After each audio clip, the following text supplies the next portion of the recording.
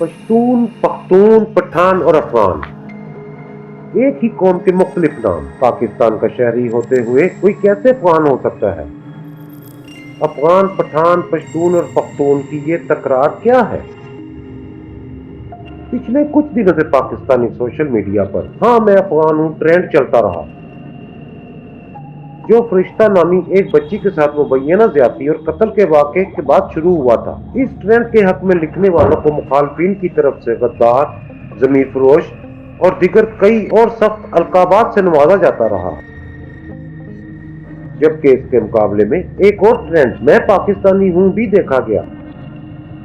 اگرچہ مخالفین کا غم و غصہ صرف افغان لفظ استعمال کرنے تک محدود نہیں ہے، لیکن یہ بھی ایک سچ ہے کہ جب بھی پاکستان میں رہنے والے پشتونوں نے خود کو افغان کے نام سے پکارا ہے، دیگر نے اس پر برا منایا۔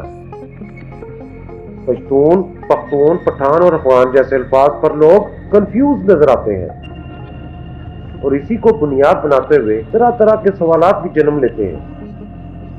اس موضوع کو بہتر طور پر سمجھنے کے لیے مختلف تاریخی کتب کی روشنی میں ان پر غور کرتے ہیں، تاکہ کسی قسم کا بہام باقی نہ رہے۔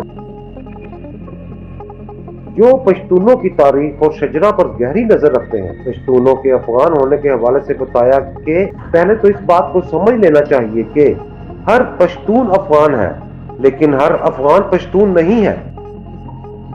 انہوں نے کہا کہ افغان ہونا پشتونوں کی قومیت کو ظاہر کرتا ہے، لہٰذا اس بات کو بنیاد بنا کر آپ کسی سے یہ نہیں کہہ سکتے کہ پاکستان چھوڑ کر اپنے وطن چلے جاؤ، کیونکہ پاکستانی ہونا اس کی شہریت ہے اور افغان ہونا قومیت۔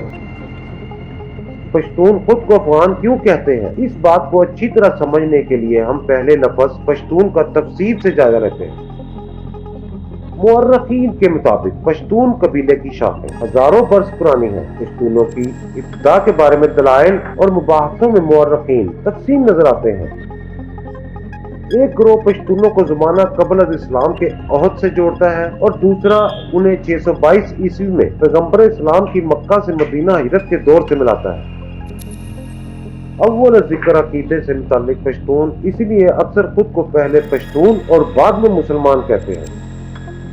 بہرحال ایک بات پر تمام مورخین متفق ہیں کہ پشتون یا پختون کا تصور افغان سے بہت پرانا ہے۔ پشاور یونیورسٹی میں پشتو اکیڈمی کے پہلے ڈائریکٹر مرحوم مولانا عبدالقادر نے اس کی وضاحت کچھ اس طرح کی تھی کہ ہزاروں برس پہلے تک جب پٹھان اور افغان کا تصور بھی نہ تھا، اس وقت ایک قبیلہ تھا جس کو ابتدائی طور میں پخت یا پختین کے نام سے یاد کیا جاتا تھا،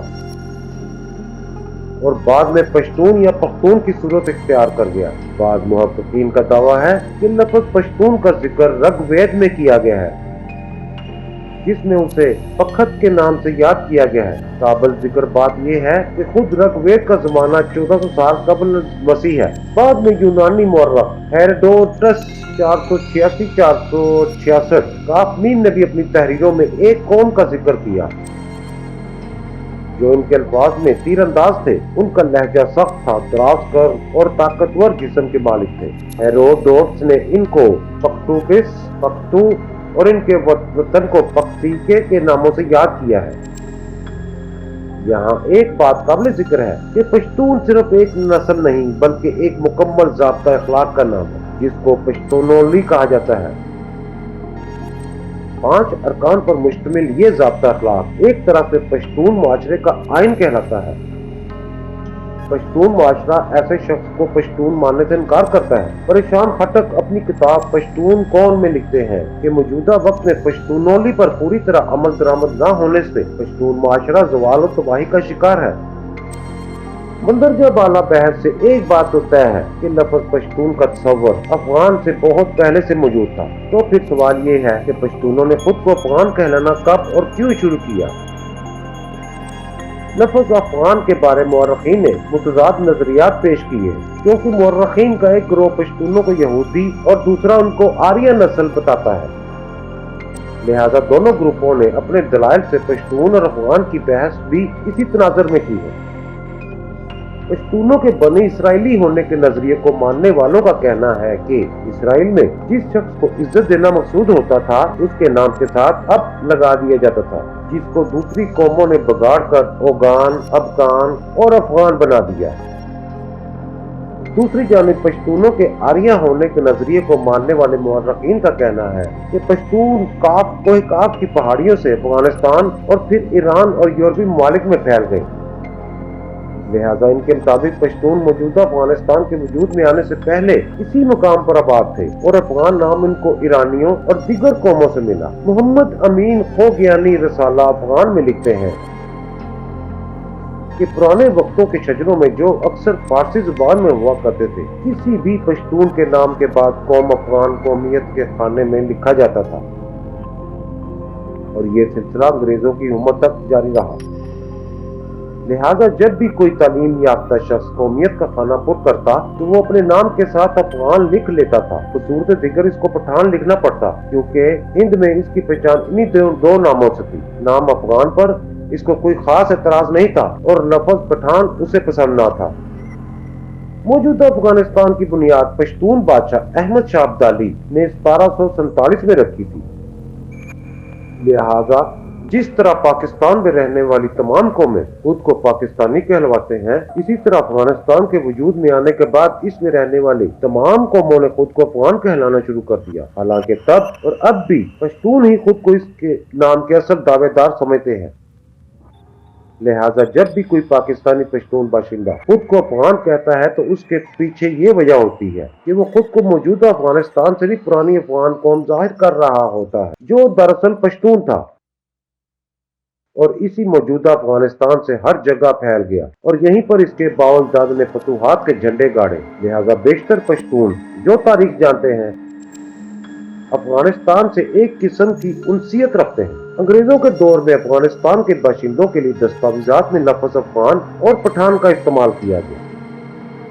दूसरी जानिब एक हकीकत यह भी है कि पाकिस्तान में रहने वाले बहुत सारे पश्तून ऐसे भी हैं जो खुद को सिर्फ पश्तून या पख्तून कहलवाना पसंद करते हैं, अफगान नहीं। इसकी वजह तारीखी हवालों से इख्तलाफ या फिर इल्म की कमी हो सकती है। ये भी मुमकिन है कि वो जानबूझकर ही खुद को पश्तून कहलवाने को तरजीह देते हों।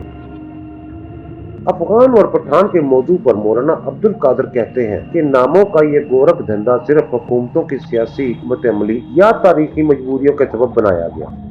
हालांकि हकीकत ये है कि पठान लफ्ज में ना तो पश्तून पूरी तरह समा सकता है और ना ही अफगान। तमाम पश्तून तारीखदान इस बात पर मुत्तफिक हैं कि पठान लफ्ज पश्तूनों पर अंग्रेज और हिंदुस्तानी कौमों ने रखा। पुराने जमाने में जब पश्तून बसने की घर से हिंदुस्तान जाते तो कुछ मुद्दत बाद अपनी जुबान भूल जाते और मुकामी जुबानें अपना लेते थे। इनकी औलाद का अपने आबाई वतन से ताल्लुक सिर्फ तारीखी हद तक बाकी रह जाता, इसीलिए एक अलग तबका बन जाते, बल्कि हिंदुस्तान के रस्म और रिवाज के मुताबिक एक जुदा जात या बरादरी की सूरत इख्तियार कर लेते थे। वो यही पश्तून थे जो पठान के नाम से मशहूर हुए। बल्कि अब तो लफ्ज पठान का गलत इस्तेमाल इतना आम हो गया है कि बाद अच्छे माने हुए पश्तून भी अपने आप को पठान पर कहते हैं।